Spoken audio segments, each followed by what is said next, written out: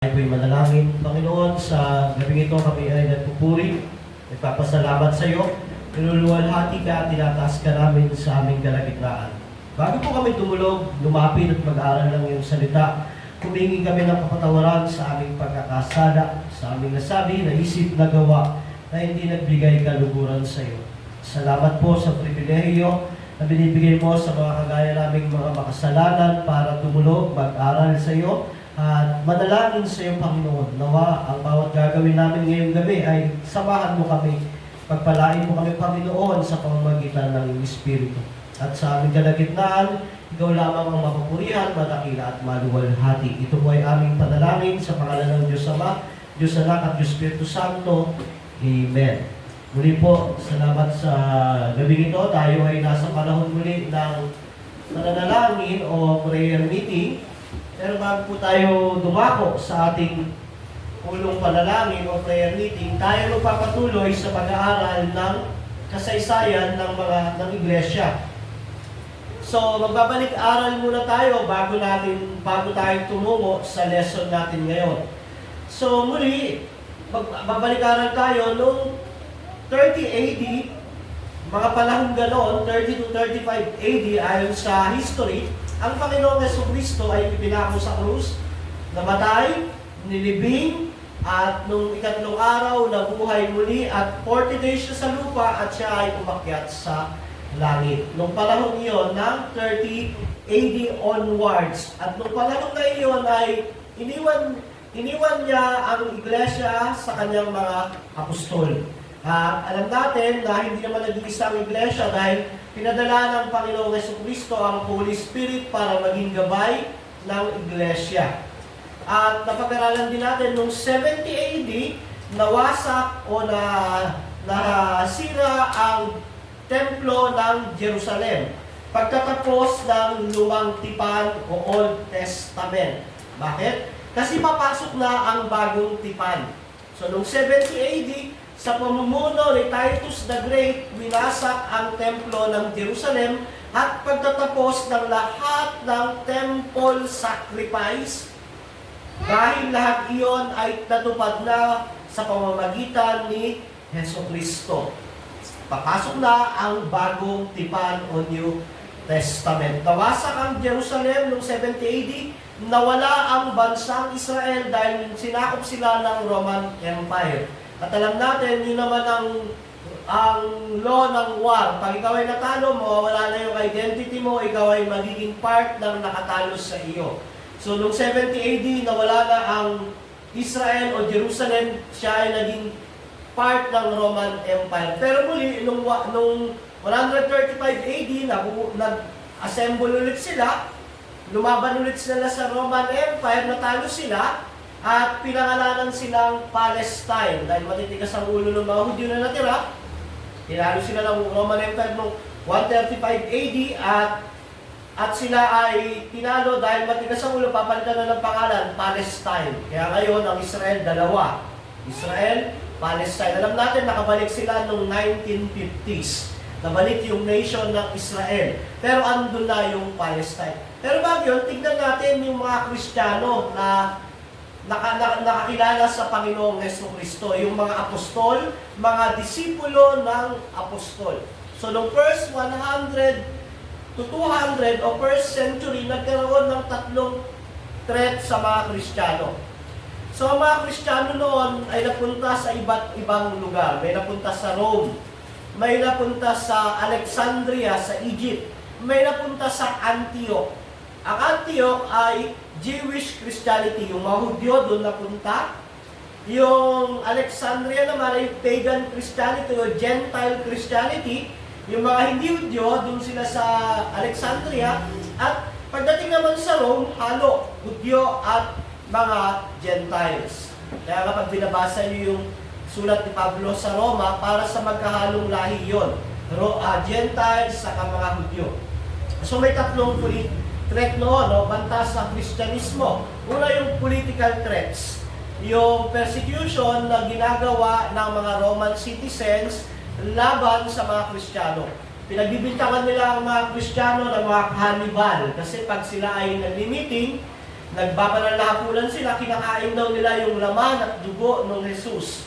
Kaya sila ay pinagbibintangang cannibal. At isa sa mga naisulat na historical facts ay yung kay Pliny the Younger. Si Pliny the Younger ay judge noon at may mga hinaharap sa kanya na tao ang kasalanan ay pagiging Kristiyano. At para ito ay mapatunayan kung hindi, tatanungin niya ng 3 beses. Pag nag-deny, hindi yung Kristiyano. Ngayon, pag hindi yung nag-deny, siya ay papatayin dahil sa kanyang katigasan ng ulo. So maraming Kristiyanong namatay, na-persecute, at yun yung political threats noon sa Rome. Ngayon, ang religious threat naman nagmumula sa Antioch. Kasi ang mga Hudyo, hindi sila naniniwala na si Kristo ay Diyos at kapantay ng Ama. Kaya sila ay religious threat, nagkaroon sila ng teolohiya na si Kristo ay hindi totoong Diyos. Siya ay tao lang. So, ang kilala dyan ay si Paul of Samosata, na siya yung na-disciple niya si Arius, na pinagmulan ng Arianism, na yun ang doctrines ngayon ng Jehovah's Witnesses at Iglesia ni Cristo. Hindi sila naniniwala na si Christ ay kapantay ng Ama, siya ay Diyos. Para sa kanila, siya ay tao, o kaya siya ay maliit na Diyos. So, yung sumunod namang philosophical threat sa pagan, ito naman, hindi sila naniniwala na si Kristo ay tao. Ang problema ng isa, hindi sila naniniwala na si Kristo ay Diyos. Ito naman sa philosophical threat, si Kristo ay hindi tao. Para sa kanila, siya ay emanation lang, nagpanggap lang siyang tao. So, kay John pa lang, problema niya na ito sa 1 John, kaya kung babasahin, sabi ni John, yung mga nagsasabing si Kristo ay hindi tao, sila ay anti-Kristo. Sumunod, yung mga apostolic fathers nung panahon din na ito nabuhay. Sila yung mga disipulo ng mga apostol. Kaya sila ay apostolic father. Si Clement of Rome. So, si Clement of Rome ay doon sa Roma. Siya ay disipulo ni Pablo. At si Ignatius of Antioch. At ang nababara natin, si Polycarp of Smyrna na disipulo ni John. Nabuhay sila ng 30 to 100 AD. So si Clement of Rome, nung namatay si Christ, maaaring baby pa lang siya. Si Ignatius of Antioch, ganun din. Si Polycarp of Smyrna ay nung panahon na bago mawasak yung templo ng Jerusalem, siya ay nabuhay. So si Polycarp of Smyrna ay na-persecute dahil sa kanyang pananampalataya kay Jesucristo.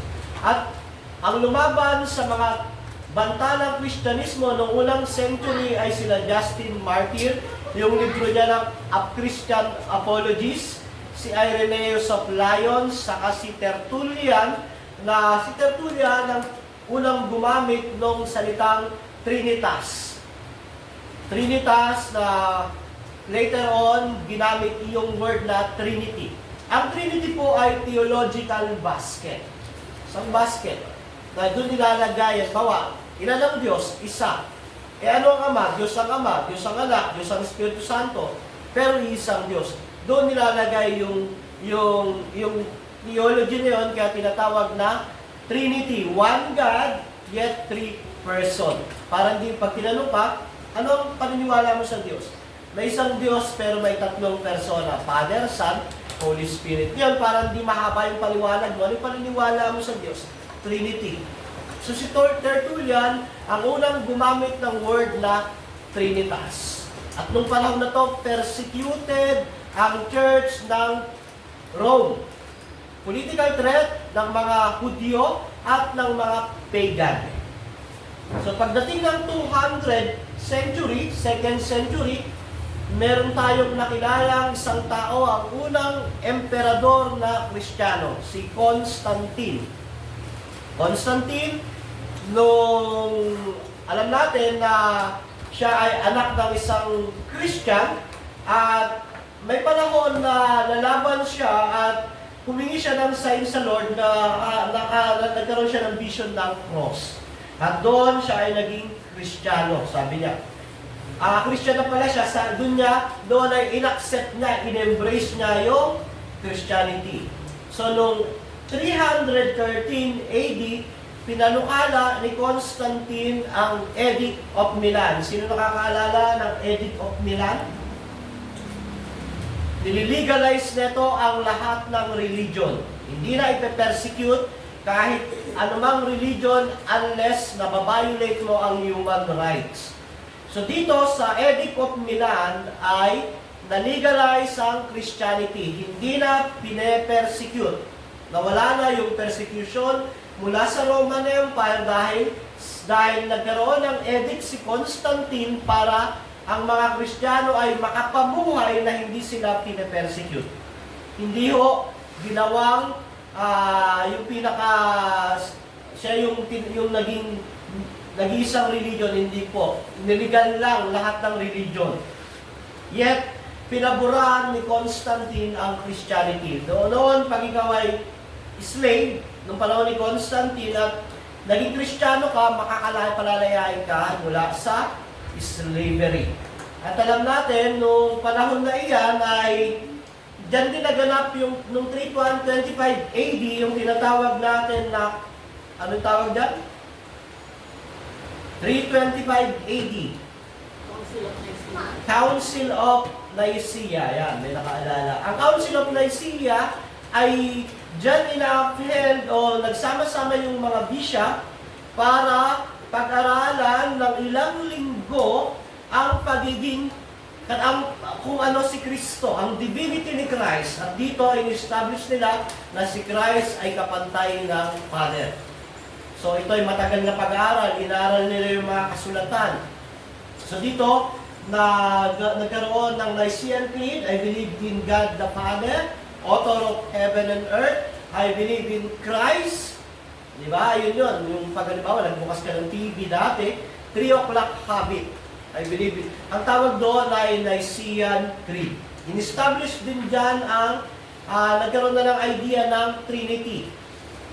May isang Diyos, ang Ama ay Diyos, ang Anak ay Diyos, ang Espiritu Santo ay Diyos. Yet, dito kasi, ang usapin noong 325 AD sa Council of Nicaea, yung issue ni Arius na si Christ ay hindi kapantay ng Ama, na si Christ ay hindi siya ay nilikha lang, dito pinag-aralan nilang maigi. At nireject nila ang katuruan ng Arianism na dinadala ngayon ng Iglesia ni Cristo at Jehovah's Witnesses. Ano ang hinold nila? Yung Orthodox Christianity.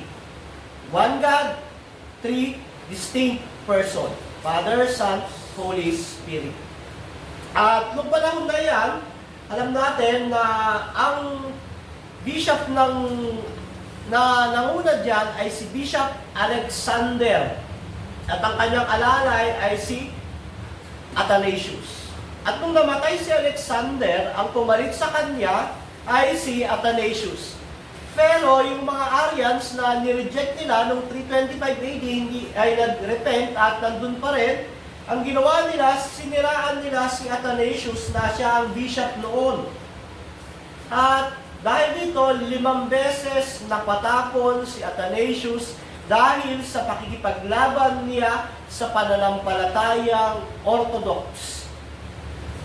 At si Athanasius, kilala sa kanyang salita na if the world goes against the truth, then I go against the world. Kaya tinawag si Athanasius na Athanasius contra mundum. 5 beses siya pinatapon.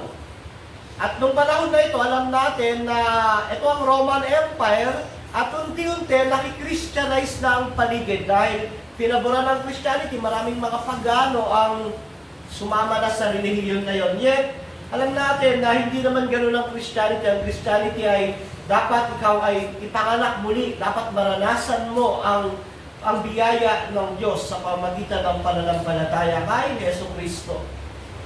At 5 beses siya pinatapon, kada babalik siya, paglalaban niya ang doctrine ng Trinity, ipaglalaban niya ang divinity ni Christ, papatapon ulit siya, pero paulit-ulit.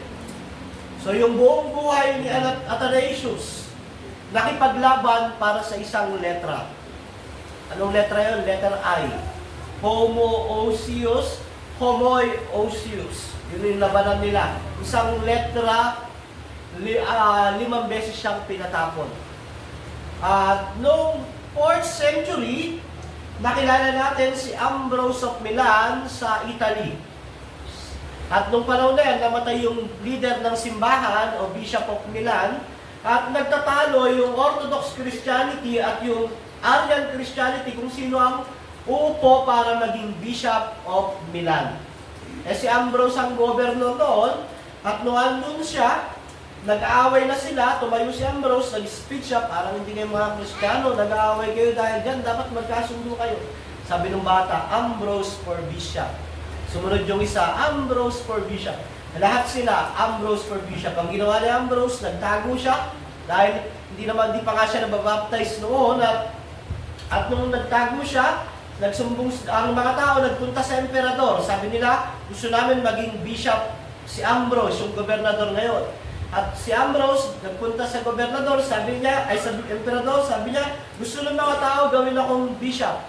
Sabi ng emperador, pinasya ko na nga, ikaw ang magiging bishop ng Milan.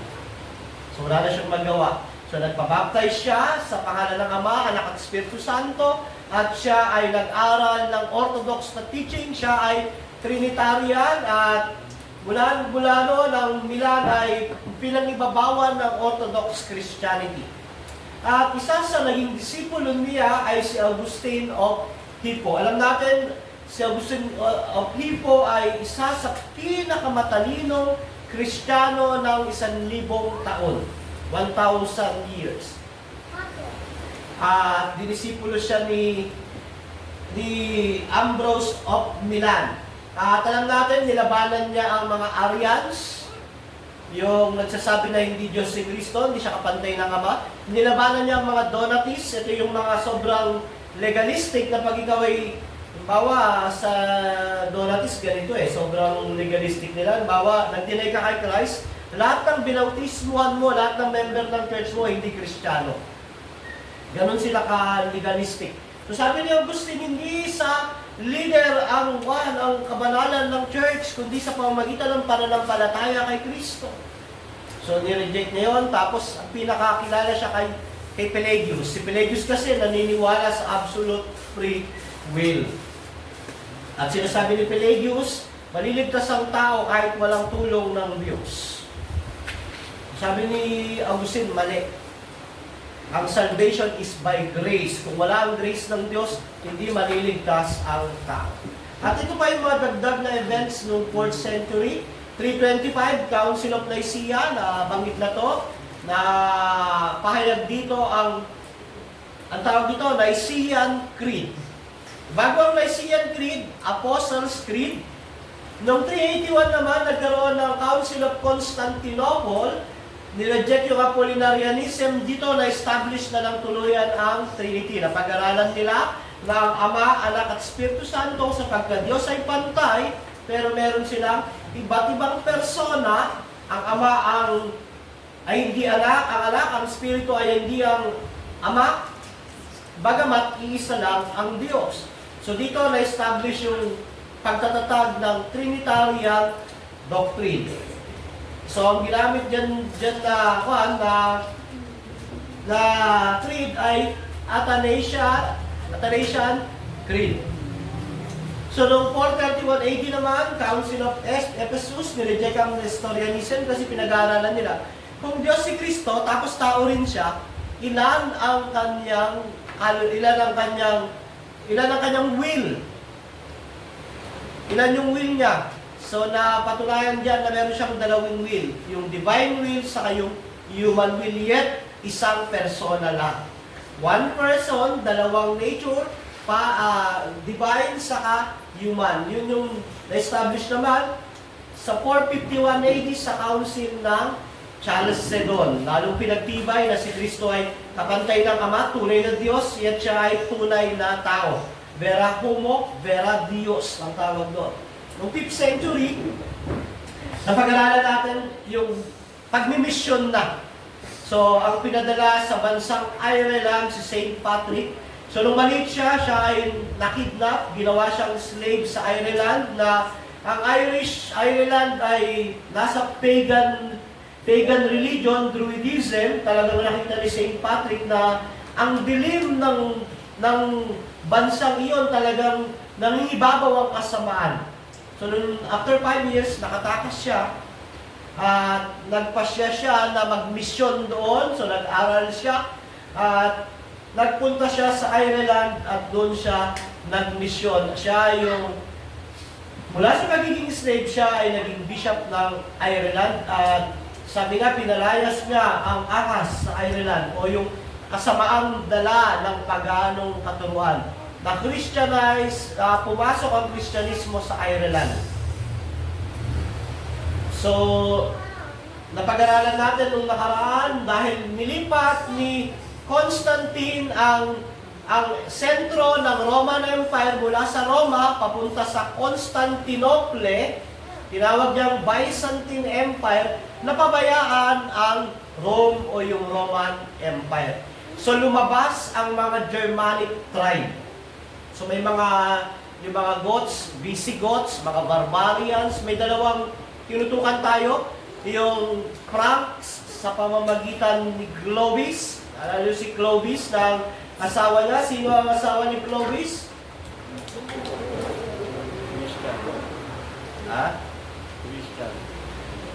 Si Clovis na pag hindi ka nagbabautismo, nag-evangelize siya, dalawang klase ng bautismo niya, sa pangalan ng Ama, Anak at Espiritu Santo o hindi, lunod. So lumawak ang Empire ni Clovis at tinawag itong Merovingian Empire. At malaking part ng Europe ang Kristiyano. Noong panahon ni Clovis, yung mga Franks, France yon ngayon. France, Germany, at iba-iba pang parts noon, part ng Italy, iyon ay naging Merovingian Empire. Isa pa, yung mga Anglo-Saxons, alam natin ang Anglo-Saxons, yung mga lahi ng mga English. So, ang nag-mission dyan, si Pope Gregory I. Noong nagpupunta siya sa slave market, may nakita siya na blue ang mata, maputi, blondie ang buhok, matangos ang ilong. Tinanong niya, anong lahi ang mga yan? Sabi, Anglos. No, sabi niya, angels. Sino ang leader ng mga yan? Sabi nung nakausap na si Ale, no, hallelujah. Sabi niya, yun na yung sign, kailangan kong mag-mission sa England.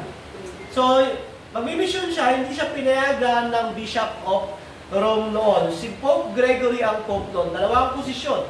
Bishop of Rome, yung pinakamataas, yung Pope, yung tagapangalaga ng Church. At kasi nung panahon na yun, iniwan ni Constantine ang Roman Empire, pumunta siya ng Constantinople, napabayaan ng Rome, ang Church ang nangalaga sa mga tao na nagdurusa. Ang Church ang naging eskwelahan, ang Church ang nag-preserve ng mga dokumento, mga libro na naiwan ng mga apostol, mga disipulo ng apostol. So, ang naging sentro noon ay ang Iglesia o ang Church. At nung magmimisyon si Pope Gregory I, papunta ng England, sabi ng bishop, hindi, magpadala ka na lang ng tao. Pinadala niya si Augustine. Ibang Augustine to, at nagmisyon si Augustine sa mga Anglo-Saxons na dumating ang panahon, yun yung England na Christianized. So may malaking part ng Christianity, Rome, England, France, noong panahon ng 5th century hanggang 6th century. At bumagsak na ang Roman Empire noong 476. Bumagsak yung political Rome, unti-unti umahon yung ecclesiastical Rome. So magpapatuloy tayo sa pag-aaral natin ng 6th century, yung rise of Islam. So lahat ng mga bansa noon ay halos pagan o Christian at may touch ng mga Hudyo. So, pag-aaralan natin yung pag-ahon ng Islam. So, ang leader ng Islam ay si Muhammad. Pinanganak siya noong 570. So, almost 6th century siya pinanganak. Namatay siya noong 632. Siya yung religious, political leader at founder ng Islam. Kaya kalayo. Bago na-found ang Islam, meron ng Christianity ng almost 600 years. So, pinanganak si Muhammad sa Mecca noong 570. Mula maaga siyang naulila, inaalagaan siya ng kanyang uncle, si Abu Talib, Si Abu Talib ay isang mangangalakal. So, siya ay nangangalakal at dumating ang panahon na namatay yung kanyang uncle sa kanyang edad na 25 na nakapag-asawa siya ng mayaman na widow si Khadijah. Pero bago iyan, sa kanyang murang edad, nakilala ni Muhammad si Bahira, isang Aryan monk. Ano ang turo ng Aryanism? One God. Hindi sila naniniwala na si Christ ay Diyos. So si Muhammad, na-meet niya si Bahira nung siya ay 12 years old dahil kasama niya yung uncle niya, si Abu Talib. Sila ay nangangalakal at ang pangangalakal nila ay sa Europe, sa Saudi, sa lugar na iyon, at alam natin, nagkalat na ang Christianity noon sa Kahudyo. Pero dalawang klase ang Christianity noon, Orthodox saka Aryan. Ang nakilala niya ay isang Aryan monk na si Bahira. At sabi sa kanya ni Bahira, ikaw ay, parang may nakita raw na usok, nung dumarating siya, ikaw ay magiging isang kilalang tao. At hindi mawala sa isip ni Muhammad iyon. At nung panahon na iyon ay na-impartan siya ng katuruan ng Aryanism na hard monotheism. Only one God. Dahil ang mga Aryans, kagaya ng mga religion na nasa labas ngayon, Jehovah's Witnesses, Iglesia ni Cristo, hindi sila naman naniniwala na si Christ ay kapantay ng Ama sa pagiging Diyos. So noon, na-impartan siya. So, noong 25, di 12 siya, nakilala niya si Bahira, hindi niya makalimutan yon. Noong 25, nakilala niya yung babae na si Khadijah, pinakasalan niya, mas matanda yung babae, 40 years old. Si Khadijah ay isang mayamang caravan businesswoman sa Mecca. Kinuha niya si Muhammad para maging manggagawa at nakubaka siya sa katapatan nito at pinakasalan siya nito. Alam niyo yung maganda dahil dati siya ay tauhan lang, empleyado, ngayon siya na yung may-ari. Pag ikaw ang may-ari, mahaba yung oras mo para sa pag-aaral. Diba? Pag gusto mo mag-aaral, pwede. Dito, nung siya na yung asawa ni Khadijah, nagkaroon ng mahabang oras sa meditation at pagdarasal si Muhammad. Yung meditation niya at pagdarasal, base lang sa mga natanggap niyang aral. Wala pa ang libro ng Quran noon. Ang nag-exist lang noon yung libro ng mga Kristiyano, Old Testament at New Testament. At ang na-impart sa kanya ay yung mula kay Bahira ay meron lamang iisang Diyos. So dahil siya ay yumaman na, habang sila ay nagbi-business, naka-encounter siya ng mga Hudyo.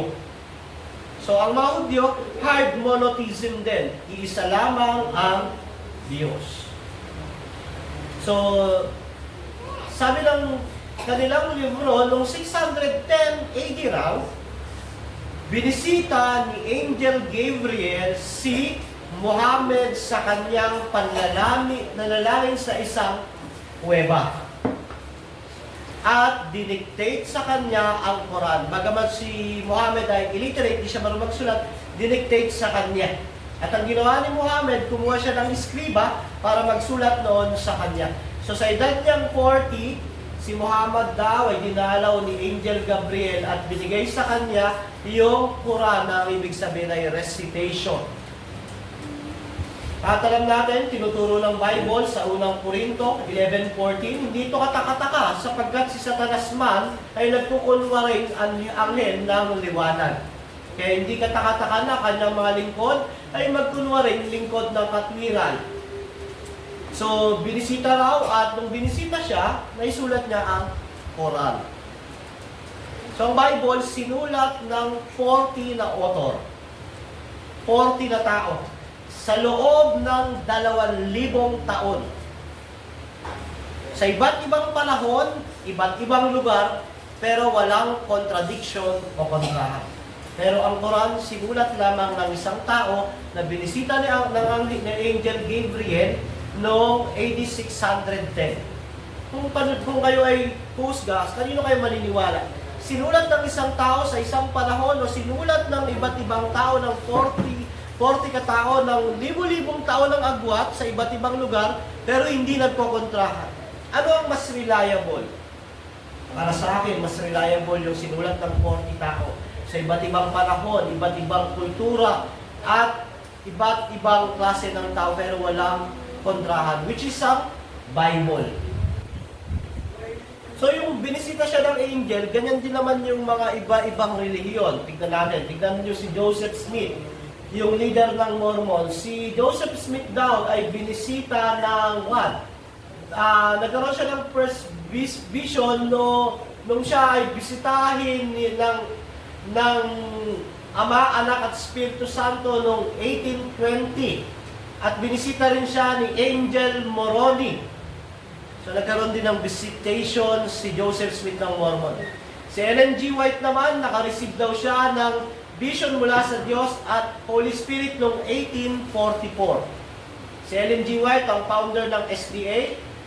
Tapos si Kibuloy naman, siya daw ay binisita ng Diyos at sinabing siya ang anak ng Diyos, siya na ang owner ng universe. Pero siya po ay nakakulong dahil may kaso. Si Felix Manalo, siya ay binisita rin ng nagkaroon siya ng revelation noong 1914. So, nagkulong siya sa kwarto ng 1 linggo at nagkaroon siya ng vision. Ito yung tamang katuruan. Si Eli Soriano rin, gano'n, nagkaroon siya ng revelation na siya yung last messenger ng Diyos. Mapapansin nyo, pare-parehas ang mga nangyayari sa mga leader ng mga cults. Laging meron silang direct na visitation mula sa anghel, mula sa Diyos o kung kanino man. Pero tayo, naniniwala tayo, tapos na ang Bible. Ang Biblia ay sapat, yan ay salita ng Diyos. 66 na libro na sinulat ng 40 tao sa iba't ibang panahon, iba't ibang lugar, iba't ibang kultura pero walang contradiction. At para sa atin, hindi na natin kailangan maghanap ng bibisita at kakausap sa atin dahil every time binabasa mo ang Biblia, ang salita ng Diyos, yan ang pangusap ng Diyos sa iyo. Kaya gusto mong marinig ang salita ng Diyos, basahin mo ang Biblia mo. Gusto mong marinig ng malakas ang salita ng Diyos, lakasan mo ang basa ng Biblia mo. So, no 610, binisita siya, at dito, noong 622, siya ay nagsimulang mangaral sa kanyang bayan sa Mecca, sa Saudi Arabia. Nasa Bible, ayan ay Shunam. Diyan taga dyan yung Shunamita. So sa Mecca, nung nabisita siya noong 610, noong 622, after 12 years, naisulat yung Quran, nagsimula na siyang mangaral sa Mecca, pero hindi siya tinanggap. Kaya noong 622, dyan nagsisimula ang panahon ng mga Muslim. Sa atin, 2025, sa kanila, i-minus mo ng 622, yun ang panahon nila.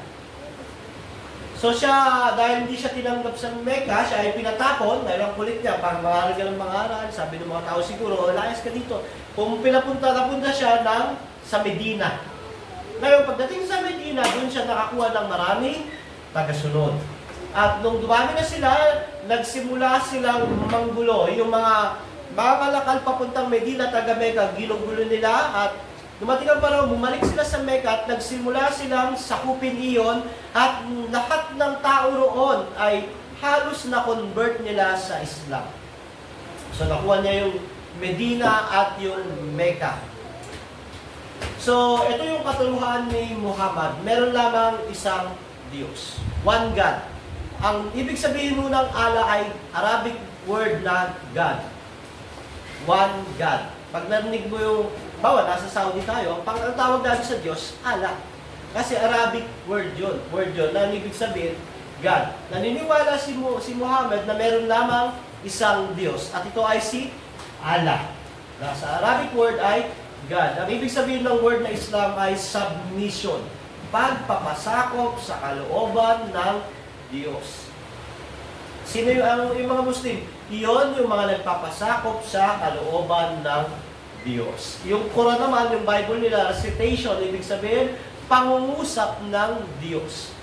So alam nyo na, pag sinabing Islam, ang ibig sabihin submission. Yung mga Muslim, sila yung nagsasubmit, nagpapasakop.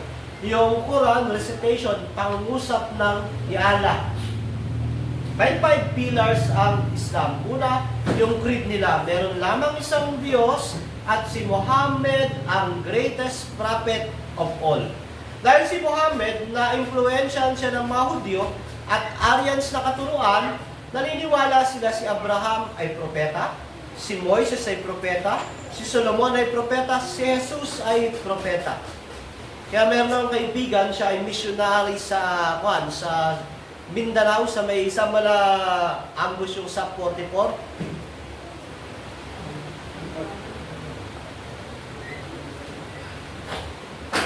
Meron akong kaibigan doon, Christian siya, pero ayaw niyang sabihin na Christian siya. Ang pakilala niya, siya ay follower ni Jesus. O ni Isa Almasin. Follower siya ni Isa Almasin. Kasi para sa mga Muslim, si Isa Almasin o si Jesus ay propeta nila. Pero ang greatest prophet ay si Muhammad, the last and greatest prophet. Parang si Soriano, the last messenger of God. Parang si Manalo na tinatawag nila ang huling sugo. Laging ganyan, yung mga false teacher, yung mga false religion, merong title yung leader nila. Which is sa Christianity, ang leader lamang ay si Christ. Walang titulo ang mga tao, pastor lang. At ang pinaka-leader si Kristo. So, ang creed nila, one God, and the greatest prophet is Muhammad. Tapos prayer, ang pakalawang creed nila. 5 times silang nagpe-pray. Sala ang tawag doon. Yung paglumuhod sila, titingin sila roon, kung nandun sa Mecca, kung sila yung buti pa ang mga Muslim, masipag mag-pray. Ang mga Kristiyano, magpe-pray lang, tulog na. Kumbaga, yung bago matulog, tapos pagising na yung amen.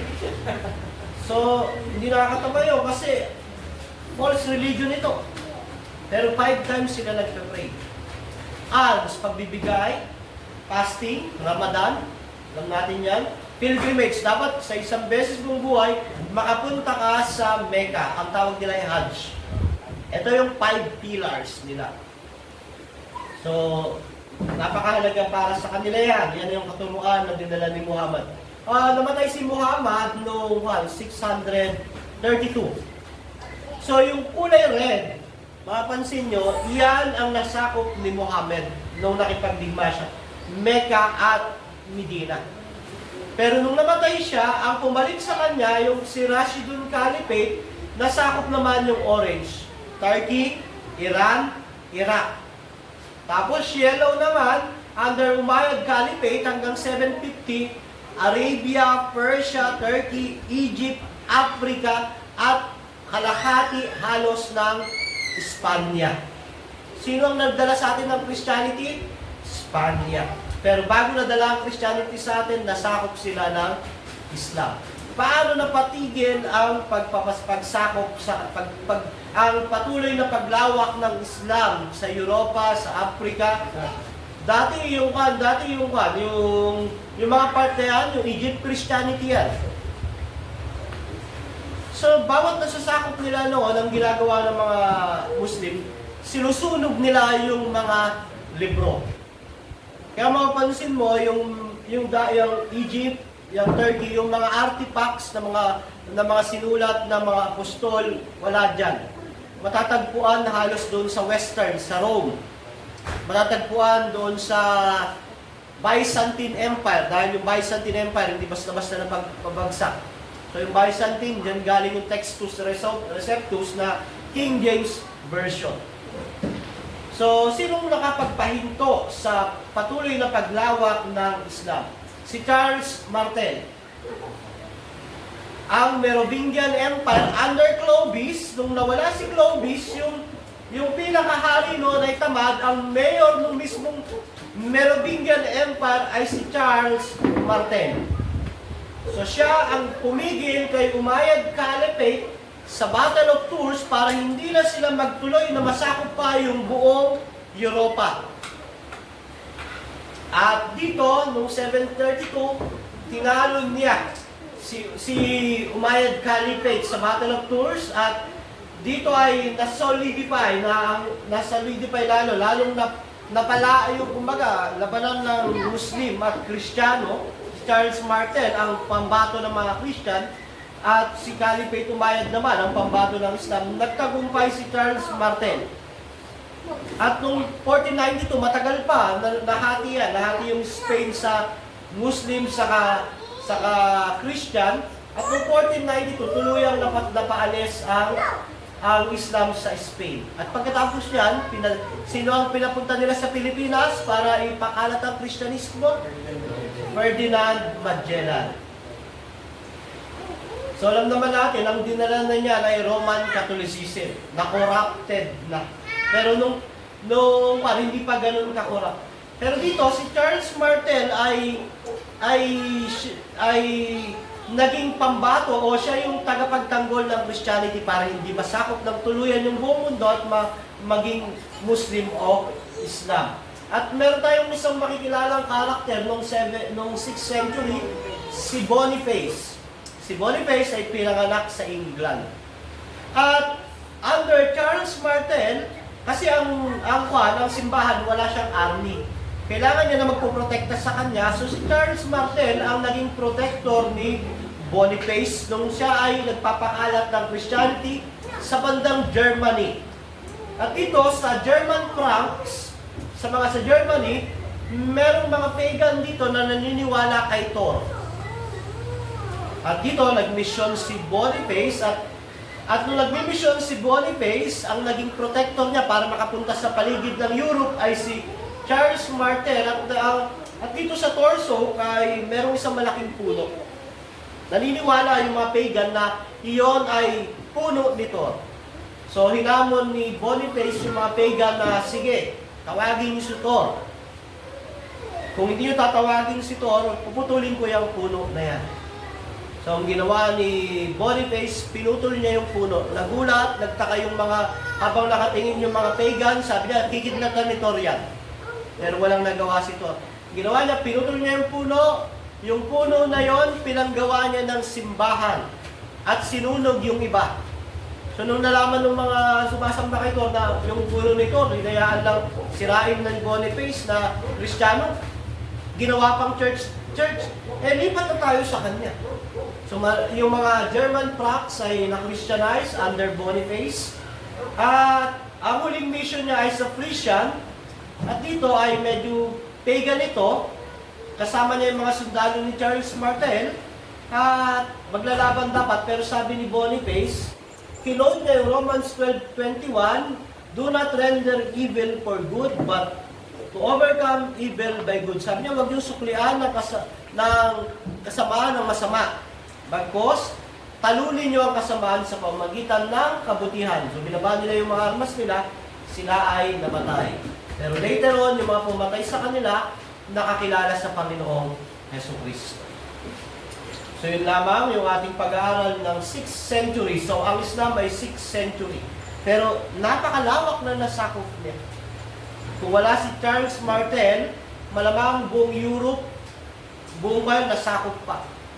Pero later on, pagkatapos niyan, babawiin ng mga Kristiyano yung mga nasakop na bansa sa pamamagitan ng krusada.